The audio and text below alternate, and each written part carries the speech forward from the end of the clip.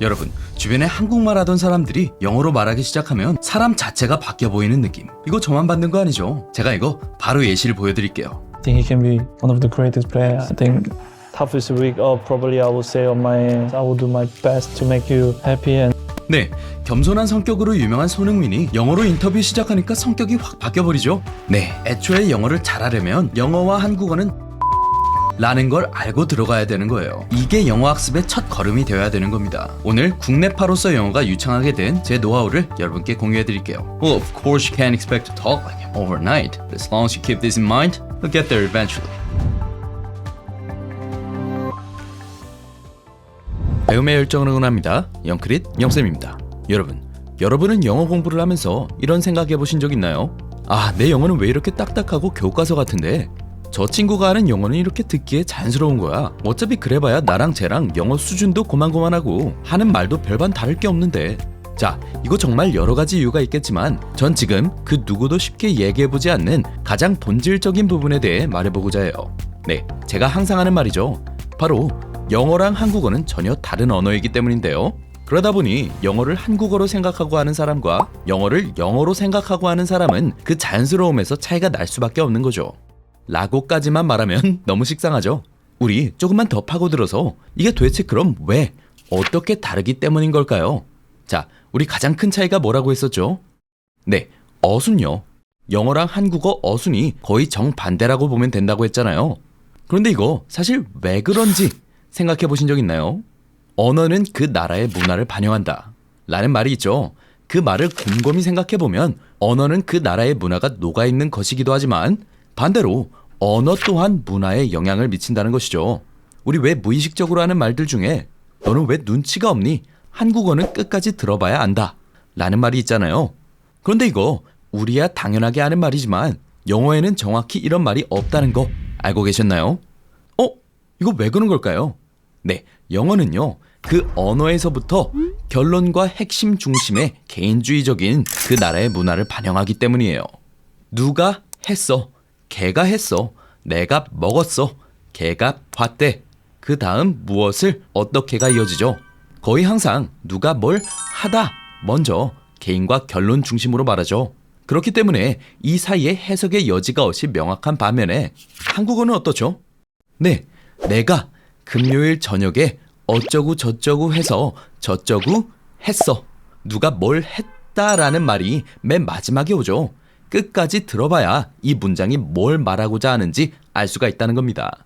그 말인즉슨 그 사이에 오는 이 부가적인 정보라는 것의 역할이 아주 큰 것인데 실제로 이 부가적인 정보의 맥락, 컨텍스트의 해석이 전체 문장의 결론에 보다 큰 중요도를 갖는다는 겁니다.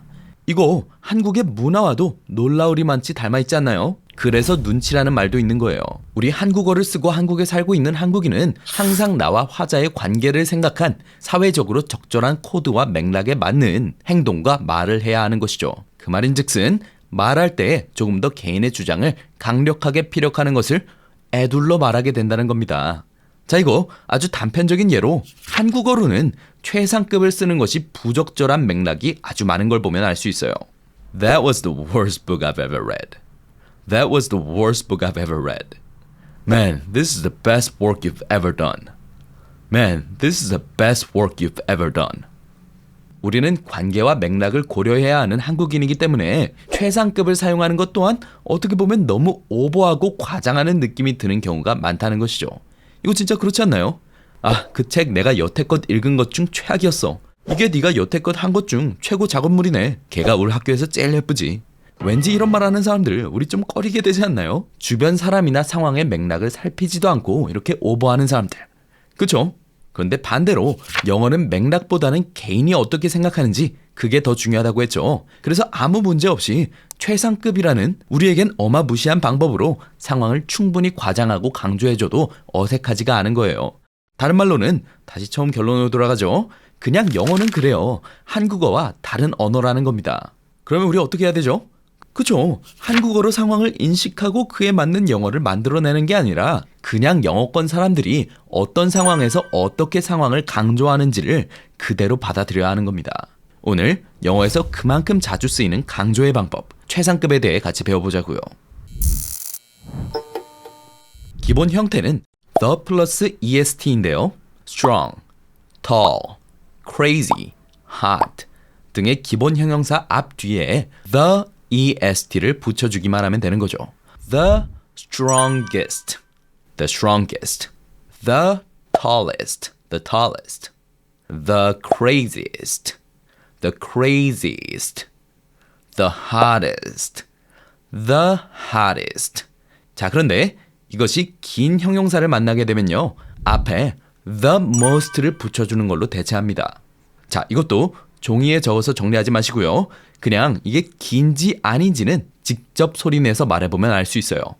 Interesting, interesting, ridiculous, ridiculous, impressive, impressive, expensive, expensive.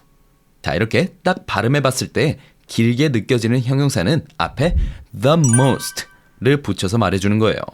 반대로 the interestingest, the ridiculousest, the impressivest, the expensivest 라고 말하면 어색하게 느껴지게끔요. 따라서 the most interesting, the most ridiculous, the most impressive, the most expensive가 되는 거죠. 좋습니다. 그 외에 자주 쓰이는 특별한 형태의 최상급에는 the best, the worst 정도가 있겠죠. 각각 최고의, 최악의. 그냥 이거는 무슨 최상급 불규칙이다 어쩌고 하는 것보다는 한 단어처럼 이해하면 쉬워요. The best, 최고의, the worst, 최악의. 자, 좋습니다. 이게 최상급의 거의 전부예요. 이거 그냥 문장 속에서 사용해주면 되는 건데요. 아까 뭐라고 했죠? 최상급. 진짜 팩트가 그렇다는 말이 될 수도 있지만 그것보다는 상황을 강조하거나 과장할 때 많이 쓰는 말이라고요. 진짜 그런지 볼까요? 우선 이 경우는 어떤가요? 축구 감독이 자신의 선수를 소개한다고 칩시다. 그녀가 팀에서 가장 빠른 선수야. 가장 빠른 뭐죠? 최상급이죠. She is the fastest player on the team. She's the fastest player on the team. 이거 정말 가장 빠른 선수라고 그 팩트에 대해 말하고 있는 거죠. 그런데 이 경우는 어떤가요? This is literally the worst day of my life. This is literally the worst day of my life. This is literally the worst day of my life. 오늘 말 그대로 내 인생에서 최악의 날이야. The worst. 최악이죠. 이거 진짜 말 그대로 인생에서 최악의 날이 아니겠죠. 그냥 그만큼 그러하다고 강조하고 있는 겁니다. 이런 최상급으로 강조하기 영어에서는 정말 많이 쓰여요. 다음 최상급 표현도 볼까요? 이게 여태껏 내가 내린 것 중 최고의 결정이야. This is 뭐죠? 가장 최고의 결정. The best decision. The best decision I've ever made. 여태껏 내린 것 중 I've ever made. This is the best decision I've ever made. This is the best decision I've ever made. This is the best decision I've ever made. 자, 이 말 내가 내린 결정 중 최고다. 원어민들은 달고 사는 말인데요. 정작 우리도 익숙하지만 실제로는 그렇게 사용해보지 않은 말이죠. 네, 구글에만 검색해봐도 거의 전부 외국인이 한 말을 번역한 내용이던지 해외 스포츠 경기 인터뷰 내용만 나오는데요. 약간 어색하게 느껴지는 거. 이거 그냥 그대로 영어식 표현을 한국어로 번역했기 때문인 거죠. This is the best 어쩌고 I've ever 어쩌고. 내가 어쩌고 한 것 중 최고의 어쩌고야. 이 뒤에 I have ever pp. 이거 어쩐지 익숙하죠? 네, 현재 완료로 여태껏 지금까지의 경험을 나타내고 있는 겁니다. 따라서 여태껏 내가 어쩌고 한 것 중 최고의 어쩌고야. 최상급과도 아주 찰떡궁합으로 붙어서 원어민들이 정말 밥 먹듯 쓰는 강조 표현이라는 겁니다. 이거 내가 여태 먹은 것 중 최고의 음식이야 라는 말도 가능하겠죠. This is the best dish I've ever had. This is the best dish I've ever had. This is the best dish I've ever had. This is the best dish I've ever had. 그거 내가 여태 본 것 중 최악의 영화였어. 이건 어떨까요?